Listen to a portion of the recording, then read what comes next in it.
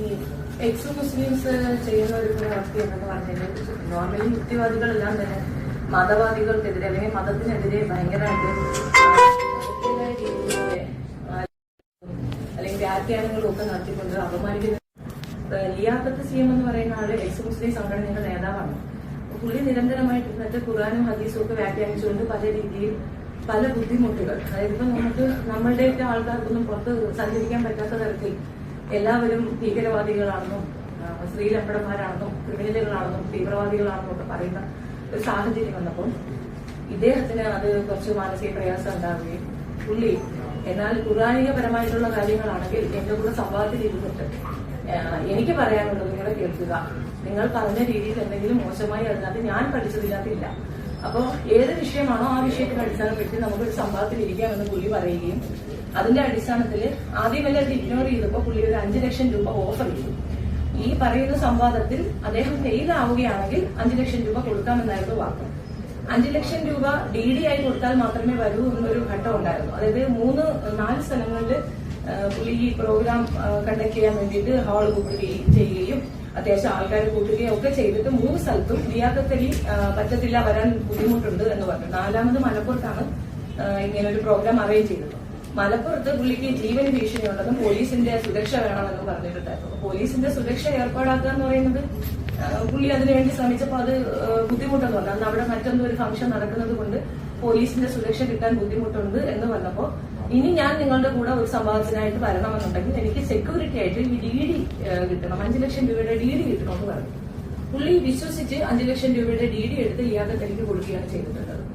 ആ പൈസ പിന്നീട് സംവാദത്തിന് വരികയോ ഒന്നും ചെയ്യാതെ ആ പൈസ ഒരു ചെക്ക് ബാഗിൽ നിന്ന് മാറി ആ പൈസ എടുത്തിട്ട് ഇതെനിക്ക് അവകാശപ്പെട്ട പണമാണെന്ന് പറഞ്ഞിട്ട് പുള്ളി പറയുകയാണ് ചെയ്തത്. പിന്നെ അങ്ങനെ എന്തൊക്കെയോ അവർ തമ്മിൽ വാക്ക് തർക്കങ്ങളൊക്കെ പറയണം. അദ്ദേഹം പറയും അത് ഞാനൊരു സോഷ്യൽ വർക്കർ ആയതുകൊണ്ട് എന്റെ അടുത്ത് വന്ന് പറഞ്ഞത് കൊണ്ടാണ് ഞാൻ ഇതിനകത്ത് ഇടപെട്ടിട്ടുള്ളത്. എനിക്കൊരു ചാനലുണ്ട്, അതിൽ കൂടെയാണ് ഈ കാര്യം പുറത്തേക്ക് വന്നത്. പിന്നെ വ്യക്തി അധിക്ഷേപം ഭയങ്കരമായതുകൊണ്ട് നമുക്കും തിരിച്ചൊക്കെ പറയേണ്ടി വന്നിട്ടുണ്ട് എന്നുള്ളതാണ് വസ്തുത.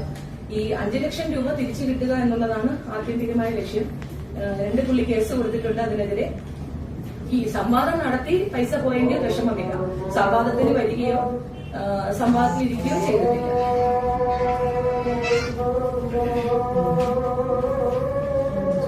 നിങ്ങൾക്ക് എല്ലാവർക്കും അറിയുന്ന കാര്യമാണ് യുക്തിവാദികള് ഓൾമോസ്റ്റ് ഇപ്പോൾ സല്ലടമർഗ് ജോസഫ് ഇടമർഗിന്റെ മകനാണ്, 2 മാസമായിട്ട് ജയിലിലാണ്, പണത്തിന്റെ കേസാണ്. ഇവർക്കിത് ആശയപരമായ സംവാദമൊന്നുമല്ല, ആശയപരമായ സംവാദമാണ്. ഏതും കണ്ടന്റ് ആക്കുക, ഉമ്മായിയായിട്ട് സംസാരിച്ചാലും സഹോദരന്മാരായിട്ട് സംസാരിച്ചാലും അതും കണ്ടന്റ് ആക്കി കൊണ്ടുവയ്ക്കുക. അങ്ങനെ നിരന്തരമായിട്ടുള്ള ശല്യം കാരണമാണ് ഇങ്ങനെ ഓരോരുത്തർ ഇറങ്ങുന്നത്. ഇവരൊന്നും മതവാദികളോ പണ്ഡിതന്മാരോ ഒന്നുമല്ല. നമ്മളിത് കേൾക്കുന്നതിനൊരു പരിധിയില്ല. ഇസ്ലാമിൽ ജനിച്ചു വളർന്നവർക്ക് ഞങ്ങൾക്കൊന്നും ഇങ്ങനത്തെ ബുദ്ധിമുട്ടുള്ളതായിട്ട് അറിയത്തില്ല. ഇല്ലാത്ത കാര്യങ്ങൾ പ്രചരിപ്പിക്കുന്നതിനുള്ള ബുദ്ധിമുട്ട് ഉള്ളത് പറയുക. ഇപ്പോ പലരും അതിനകത്തുള്ള ഈ എക്സ് മുസ്ലിം എന്ന് അവകാശപ്പെടുന്ന പലരും പറയുന്ന ഒരു കാര്യമാണ് അതിനകത്ത് ഫസഹ് എന്നൊരു കാര്യമില്ല. ഫസഹിന്റെ ഞാൻ ചെയ്തിട്ടുണ്ട്, 96 ഞാൻ ചെയ്തിട്ടുണ്ട്. ഇത് നമ്മളെ തെളിവ് വെച്ച് പറയുമ്പോൾ ഇല്ല എന്നാണ് സമർത്ഥിക്കുന്നത്. ഇസ്ലാമിന്റെ ചട്ടം രീതിയിൽ അനുസരിച്ച് ജീവിക്കുന്നവർക്ക് ഇത് ബുദ്ധിമുട്ടില്ല. ഞങ്ങളുടെ മക്കള് യാത്രാ സ്വാതന്ത്ര്യം അതിനകത്ത് വിലക്കാവുന്നുണ്ട്, പല രീതിയിൽ അവഹേളിക്കപ്പെടുന്നുണ്ട്. ഒന്നും മിണ്ടാൻ അഭിപ്രായം പറയാൻ പറ്റാത്ത ഒരു ഘട്ടമുണ്ട്. എന്ത് മിണ്ടിയാലും തീവ്രവാദി എന്ന് പറയുക. ഓരോ ഇസ്ലാമിലും ഒരു തീവ്രവാദി ഒളിഞ്ഞിരിക്കുന്നതാണ് ലിയാഖത്തലി പറയുന്നത്. നമ്മൾ ഇപ്പം പറയുന്ന കാര്യങ്ങൾ വളരെ മൗനമായി പറയുമ്പോൾ അതിനൊരു അക്സെപ്റ്റൻസ് കിട്ടുകയും നമ്മൾ കുറച്ച് ഇതായിട്ട് പറയും, അഗ്രസീവായി പറയുമ്പോൾ ഉടനെ നമ്മൾ തീവ്രവാദിയാകുന്ന ഒരു സിറ്റുവേഷൻ. ഞങ്ങൾക്ക് ജീവിക്കണം, ഞങ്ങളും ഇന്ത്യൻ നാഷണലാണ്, ഞങ്ങളുടെ പൗരത്വമാണ് ഇവിടെ ചോദ്യം ചെയ്യപ്പെടുന്നത്. അപ്പൊ ഇതിനെതിരെ ശക്തമായി ഞങ്ങൾ മുൻപോട്ട് പോകും. പക്ഷേ പ്രശ്നം ഈ ഒരു വിഷയം പൊതു സമൂഹത്തിന് അറിയിക്കുക എന്നുള്ളതാണ്. ഇതുപോലുള്ള കള്ളത്തരങ്ങൾ ഒരുപാടുണ്ട്. ഇപ്പൊ സല്ലടമറിനെതിരെ ഒരുപാട് പേര് മുന്നോട്ട് വന്നിട്ടുണ്ട്. ഒത്തിരി പേരുടെ പൈസ വിസ തട്ടിക്കുന്ന രീതി പുള്ളി വാങ്ങിയെടുത്തിട്ടുണ്ട്. ഇവിടെ വരാതിരുന്നതിനും പുള്ളി പറഞ്ഞത് എന്താണ്, ഇവിടെ മതവാദികളുണ്ട്, ആക്രമിക്കപ്പെടുന്നു. ഒരു മതവാദികളും ആരെ ആക്രമിക്കുക. ഞാൻ തന്നെ ഇസ്ലാമിനെതിരെ പറഞ്ഞിട്ടുള്ള വ്യക്തികൾ, നബിയെ പറ്റി വളരെ മോശം പറഞ്ഞ സ്ത്രീയാണ്. എനിക്ക് ഇന്നവരെ ഒരു അറ്റാക്ക് ഒന്നും ഉണ്ടായിട്ടില്ല. 4 വർഷം മുമ്പ് എന്റെ ഒരു സ്റ്റേറ്റ്മെന്റ് വളരെ വളരെയായിരുന്നു. എന്നെ ആരും ആക്രമിക്കുകയോ അങ്ങനെ യാതൊന്നും ഉണ്ടായിട്ടില്ല. അത് ഒരു തരത്തിൽ പറഞ്ഞാൽ നമ്മള് സ്വയം വെളി കൊടുക്കുന്ന രീതി തന്നെയായിരുന്നു. എന്നിട്ടും അങ്ങനെ ഒരു ആക്രമണമോ ഒരു നയിക്കുന്നതോ ഒന്നും ഉണ്ടായിട്ടില്ല. ജബ്ബാർ മുഷി ഇപ്പൊ പറഞ്ഞത് ഒരു കാര്യമാണ്, അദ്ദേഹം യുക്തിവാദിയാണല്ലോ. എനിക്ക് ഇസ്ലാമിൽ നിന്നും ഒരു ശല്യമോ കുടുംബത്തിൽ നിന്നൊരു ബുദ്ധിമുട്ടോ യാതൊന്നും ഉണ്ടായിട്ടില്ല. പിന്നെ എന്തർത്ഥത്തിലാണ് ഈ ഇരുന്നുകൊണ്ട് ഈ വെല്ലുവിളി നടത്തുന്നതെന്ന് മനസ്സിലാകുന്നില്ല. ഇതിനെതിരെ നമുക്ക് ചെയ്യാൻ പറ്റുന്നത് എന്താണെന്നും അറിയത്തില്ല. അപ്പൊ കേസ് കൊടുത്തിട്ടുണ്ട്. അപ്പം പോയ ശേഷമല്ല കൊടുത്തു, അല്ലെങ്കിൽ SP കൊടുത്ത ശേഷം CM കേസ് എടുത്തിട്ടില്ല. പക്ഷെ ഇത് അവകാശപ്പെട്ട പൈസയാണെന്നാ പറയുന്നത്. മനുഷ്യൻ കഷ്ടപ്പെട്ടുണ്ടാക്കിയ പണമല്ലേ, അദ്ദേഹത്തിന്റെ പൈസ അങ്ങനെയാണ് ലിയാഖത്തിലേക്ക് അവകാശപ്പെടുന്നത്. അതെന്ത് അടിസ്ഥാനത്തിൽ അത് പറയുന്നത്? എനിക്ക് എന്തെങ്കിലും ചോദിക്കാണെങ്കിൽ ചോദിക്കാം. പൈസ പോയത്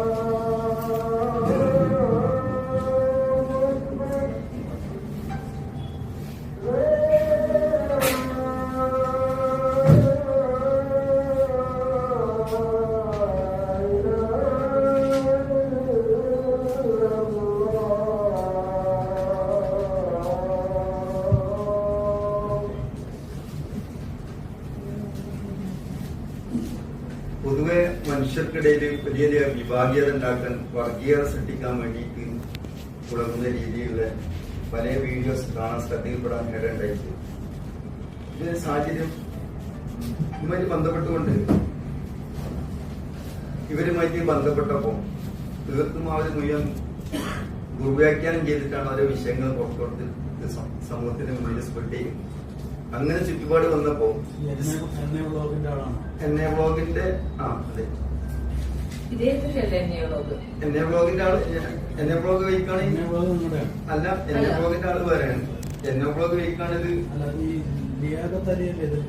അതെ പറയുന്ന ആള് അയാൾ പ്രചരിപ്പിച്ചെന്നാണ് പറയുന്നത്. അതെ. അപ്പൊ ഇങ്ങനെ തുടർച്ചയായിട്ട് മനുഷ്യർക്കിടയിൽ വലിയ വിഭാഗീയത ഉണ്ടാക്കുന്ന രീതിയിലുള്ള വേർഡ്സുകൾ ഉപയോഗിക്കുക. ഈ രീതിയിലായപ്പോ ഇസ്ലാമിന്റെ നിയമങ്ങൾ എവിടെയെങ്കിലും ഒരു അപാകത നിങ്ങൾ കാണിച്ചു തരികയാണെങ്കിൽ 5 ലക്ഷം റുപ്യ അതുമായിട്ട് ബന്ധപ്പെട്ടുകൊണ്ട് ഇനാം പ്രഖ്യാപിക്കുക ചെയ്യുന്ന ഫസ്റ്റ് ചെയ്യുന്നത്. ഒരു ന്യൂനത കാണിച്ചു തന്നാൽ മതി എന്നുള്ള ഡിമാൻഡ്. അതുമായിട്ട് ബന്ധപ്പെട്ട് ഇദ്ദേഹം പറവൂർ എന്ന് പറയപ്പെടുന്ന സ്ഥലത്ത് എല്ലാ സൗകര്യങ്ങളും ഏർപ്പാടാക്കി എന്നുള്ള അടിസ്ഥാനത്തിൽ സംസാരിച്ച് വീഡിയോ ഇട്ട് യൂട്യൂബിൽ. പിന്നെ ഒരു മാസത്തെ സമയത്തിന് ശേഷം ഇദ്ദേഹം വിഷയത്തിൽ നിന്ന് തെന്നി മാറിപ്പോയി. പിന്നെ ഒരു 13 ദിവസം ഉള്ളത്. ഈ 13 ദിവസം കൊണ്ട് ബാക്കിയുള്ള സൗകര്യങ്ങൾ മുഴുവൻ ഒരുക്കണം. അപ്പൊ ആയിക്കോട്ടെ, മലപ്പുറത്ത് അതിനുള്ള സൗകര്യം ഞാൻ ഏർപ്പാടാക്കിക്കോളാം എന്നുള്ള അയാളോട് കണ്ടീഷൻ ചെയ്തു. അപ്പൊ അദ്ദേഹം പറഞ്ഞു എനിക്കവിടെ സംരക്ഷണം വേണം, പല പ്രയാസങ്ങൾ ഉണ്ടാകുന്നതിന്. അപ്പൊ ഞാൻ അദ്ദേഹത്തോട് പറഞ്ഞു ഞാൻ ആഭ്യന്തരം കൈകാര്യം ചെയ്യുന്നത് അത്ര വലിയ റിസ്ക് ആയിട്ട് എന്നെ സംബന്ധിച്ചിടത്തോളം ബുദ്ധിമുട്ടാണ്. അതുകൊണ്ട് നിങ്ങളുടെ നാട്ടിലേക്ക് ഞാൻ അങ്ങോട്ട് വരാം, എന്നാൽ പിന്നെ അതിന്റെ പ്രയാസം വരുന്നില്ലല്ലോ എന്ന് പറഞ്ഞു. അപ്പൊ അദ്ദേഹം പറഞ്ഞു അത് ആയിക്കോട്ടെ, അതിനുള്ള സൗകര്യം ഞാൻ അവിടെ ചെയ്യാം, അതിന്റെ സമയം ഇദ്ദേഹം ഫിക്സ് ചെയ്തിരുന്നു. എന്നിട്ട് ഇദ്ദേഹം തന്നെ പരസ്യമായിട്ട് യൂട്യൂബിൽ വീഡിയോസിൽ കാണും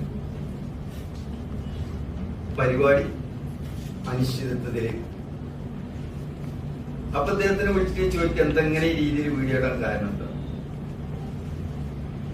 അപ്പൊ ഇന്ന് അയാൾ ഒഴിവായി. വീണ്ടും അയാളെ സൗകര്യപ്രദമായിക്കൊണ്ട് മണ്ണാർക്കാട് അയാളെ ഇപ്പൊ താമസിച്ചുകൊണ്ടിരിക്കുന്ന സ്ഥലത്തേക്ക് സൗകര്യത്തിന് ഏർപ്പാടാക്കി. അപ്പൊ അവിടെ എല്ലാം ആ സൗകര്യം ചെയ്തു കൊടുത്ത് ഇദ്ദേഹത്തിന് മെസ്സേജ് കൊടുത്തപ്പോ അദ്ദേഹം പറയാണ് അവിടെ എൻട്രൻസ് സൗകര്യമാണെങ്കിലും എക്സിറ്റ് ഓടാനുള്ള സൗകര്യം അവിടെ ഇല്ല, എന്തെങ്കിലും പ്രശ്നം വന്നു കഴിഞ്ഞാൽ. ഏകദേശം 400 ആൾക്ക് ഇരിക്കാനുള്ള വലിയ ഹാളാണ് ഓഡിറ്റോറിയം ബുക്ക് ചെയ്തത്. അപ്പൊ അങ്ങനെ പറഞ്ഞപ്പം അതും വകവെച്ചു കൊടുക്കാണ്ട് പിന്നെ യുവ കൺവെൻഷൻ സെന്റർ എന്ന വേറെ സ്ഥലം ഏർപ്പെടാക്കി. അവിടെ ദിവസത്തിന് 30,000 റുപ്യാണ് അവിടുത്തെ എക്സ്പെൻസ് വരുന്നു. അത് സെറ്റപ്പാക്കി സിഐയുടെ അടുത്ത് പോയ സമയത്ത് സിഐ പറഞ്ഞു ഇതിവിടെ നടത്താൻ പറ്റൂല, ഇനി അഥവാ നടത്തി കഴിഞ്ഞാൽ നിങ്ങളുടെ മുകളിൽ ആക്ഷൻ എന്ന് പറഞ്ഞിട്ട് എഴുതി തന്നു,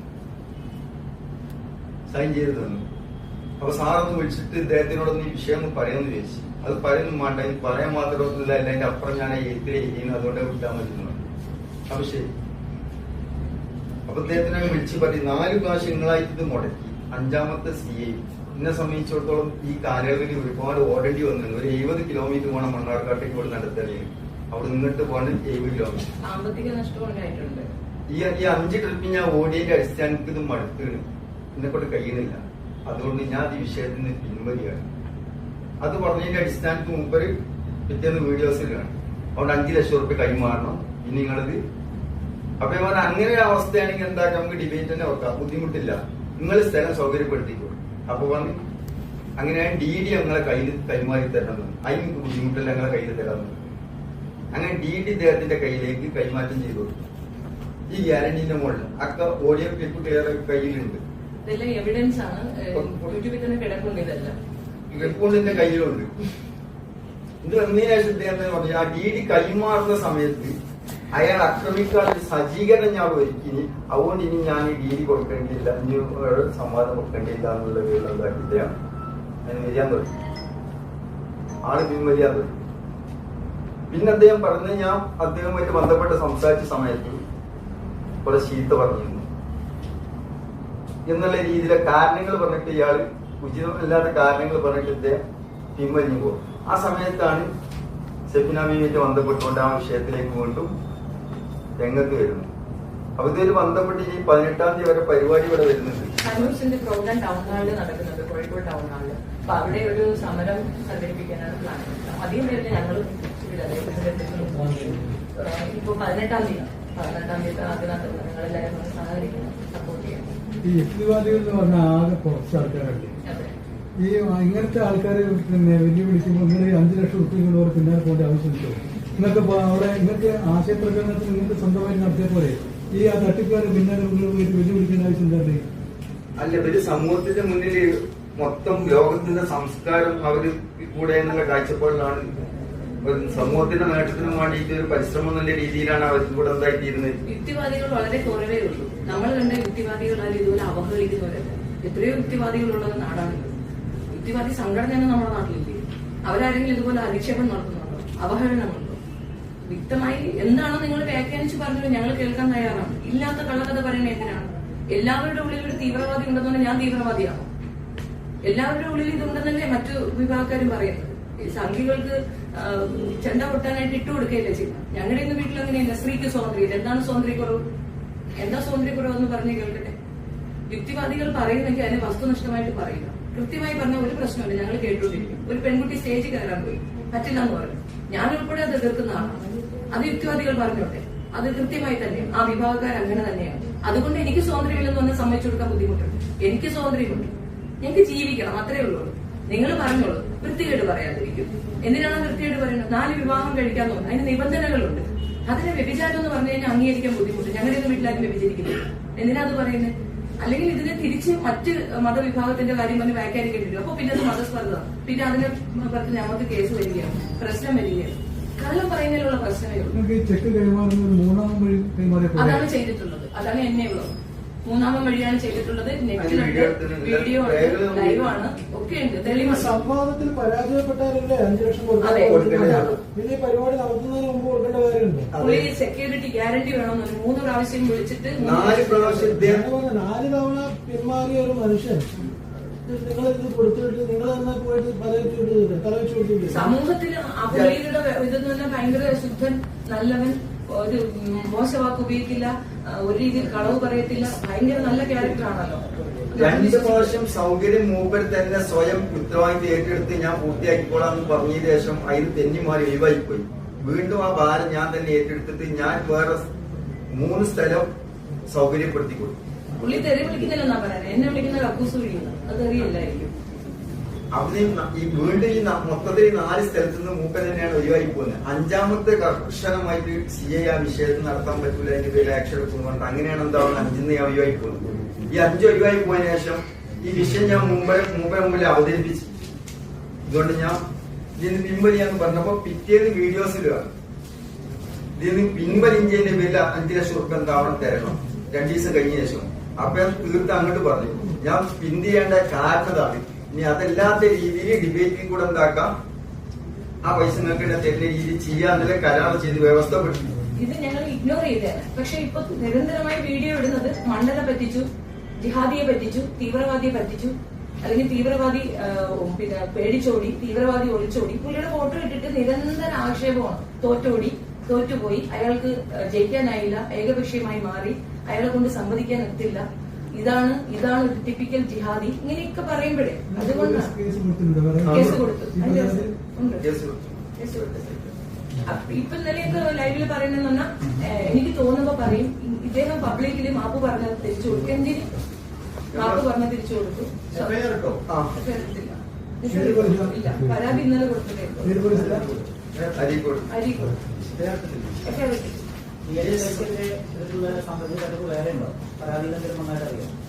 ആരുടെ റിയാക്ക് തെളിയിക്കോ? ഞങ്ങൾക്കറിയില്ല. ഞങ്ങളുടെ ഈ ഒരു പരാതി. അതെ അതെ. പക്ഷെ അദ്ദേഹത്തിന്റെ ബ്രദർ ക്ലബ് ഹൗസ് എന്ന മാധ്യമത്തിൽ കൂടെ വന്നിരുന്നിട്ട് സഹോദരനെയും അയലത്തുള്ളവരെയൊക്കെ വെച്ച് മൊത്തം 13 ലക്ഷത്തിന് തട്ടിപ്പ് പരാതി കേൾക്കുന്നുണ്ട്. പക്ഷെ ഞങ്ങളുടെ അടുത്തുനിന്ന് 5 ഉള്ളൂ. ഈ നമ്മൾ നിസ്സാരമായിട്ട് കണക്കാക്കുന്ന പോലുള്ള യഥാർത്ഥത്തിൽ ഏറ്റവും ഗൗരവപരമായ ഒരു വിഷയമാണ് ഈ വിഭാഗീയത ഉണ്ടാക്കുക, സമൂഹത്തിൽ അതിനെ ഭിന്നിപ്പിക്കുകയാണത്. ഇതിന്റെ പേരിൽ മാത്രമേ ഇസ്ലാമിൽ ചീത്ത വിളിക്കാൻ അവകാശമുള്ളൂ, അനുവാദമുള്ളൂ. വേറെ ഒന്നിലും അനുവാദം കൊടുത്തിട്ടില്ല. അത്രയും ഗൗരവപ്പെട്ട സംഗതിയാണ്. മുസ്ലിങ്ങളെ തമ്മിൽ ഭിന്നിപ്പിക്കുക, മുസ്ലിങ്ങളെ തമ്മിൽ ഭിന്നിപ്പിക്കുക, ഇത് ഏറ്റവും വലിയ തെറ്റാണ്. അതിന്റെ ഗൗരവം കൊണ്ടാണ് ആ വിഷയത്തിൽ മാത്രമേ ചീത്ത വിളിക്കാനുള്ള പെർമിഷൻ ഏതുള്ളൂ, ഇസ്ലാമിന്റെ നിയമത്തിലുള്ളൂ. അത് ആ രീതിയിൽ കാണാതിരുന്നു കഴിഞ്ഞാൽ അതിന്റെ ഭവിഷ്യത്ത് സമൂഹം മുഴുവൻ അതിന്റെ കൈക്കുന്നതിൽ കുടിക്കേണ്ടി വരും. അത് ചില്ലറ സംഗതിയല്ല. സ്ത്രീകൾക്ക് വേണ്ടി പറയുന്ന യുക്തിവാദികൾക്ക് ഏറ്റവും വലിയ പ്രശ്നം സ്ത്രീയായ ഞാൻ ഇവർക്കൊപ്പം നിൽക്കുന്നു. ആ കക്കൂസ് വഴിയുടെ പിറകിൽ പോയി നിൽക്കുന്നുണ്ടോ നിങ്ങളൊക്കെ? അപ്പൊ സ്ത്രീകൾ അംഗീകരിക്കുന്ന യുക്തിവാദികളാണ്. അതുകൊണ്ടാണ് പെണ്ണുങ്ങളെ കക്കൂസ് വഴി എന്നൊക്കെ വിളിക്കുന്നത്. നിങ്ങൾ എന്ത് ചെയ്യണം? ബിസിനസ് ചെയ്യണം. ഞാൻ ബിസിനസ്സാണ്. ഇതിപ്പം ഈ സംവാദം വ്യക്തികൾ തമ്മിലാണോ അതല്ല ഈ യുക്തിവാദ സംഘടനയും ഇല്ലെങ്കിലും സംഘടനയെ കുറിച്ചുകൊണ്ടാണ്? അയാള് എക്സ് മുസ്ലിം സംഘടനയുടെ നേതാവാണല്ലോ ലിയാഖത്ത്. അയാൾ നമ്മളെല്ലാവരും ഈ പറഞ്ഞ നിങ്ങളെങ്ങനെയാണ് ഞാൻ ഈ വിഷയത്തിൽ ഈ രീതിയിൽ ഇതിന് കേൾക്കാനും കാണാനും ഉണ്ടായ സാഹചര്യത്തിൽ ഇതില്ലാത്തൊരു സംഭവമാണ് ഇവർ ചെയ്തു കൂട്ടുന്ന വ്യക്തമായിട്ട് കാഴ്ചപ്പാടുണ്ട്. അത് ദുർവ്യാഖ്യാനം ചെയ്യുന്നു. അപ്പൊ അതുമായിട്ട് ബന്ധപ്പെട്ടുകൊണ്ട് നിങ്ങൾ ഒരൊറ്റ ന്യൂനത ഇസ്ലാമിന്റെ പേരിൽ കാണിച്ചു മതി. ആ പേരിൽ 5 ലക്ഷം റുപ്യ നിങ്ങൾക്ക് എന്താക്കി തരാം. ഇത്രയും പറയുന്നവർക്ക് ഒരെണ്ണം കണ്ടെത്താൻ അത്ര ബുദ്ധിമുട്ടുമെന്ന് ഒരെണ്ണം അവരോട് ചോദിച്ചു പറയല്ലേ കുഴപ്പമാണെന്ന് ഒരെണ്ണം പറഞ്ഞു കൊടുത്താൽ പോയി. അപ്പൊ ആ വിഷയത്തിൽ ഇവര് തയ്യാറായി വന്നതാണ് ലേഖനം. ലേഖറ്റ് വന്നിട്ട് ഫസ്റ്റ് സ്ഥലം മോൻ തന്നെ എന്താക്കി ഏറ്റെടുത്തു.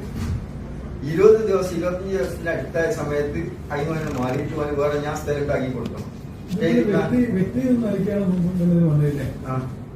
സംഘടന സംഘടന ഒരു വ്യക്തിയാണ് സംഘടനയുടെ ഡിബേറ്റ് എപ്പോഴാണ് നടന്നിരുന്നത്?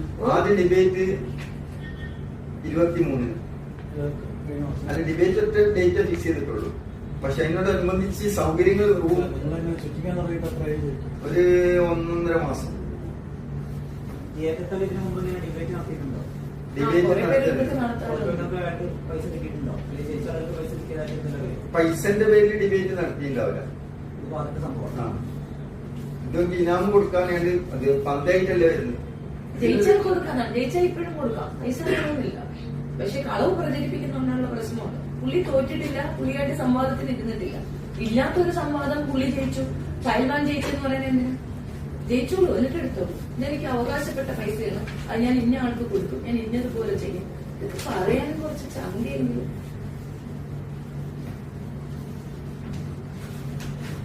ഇവിടെ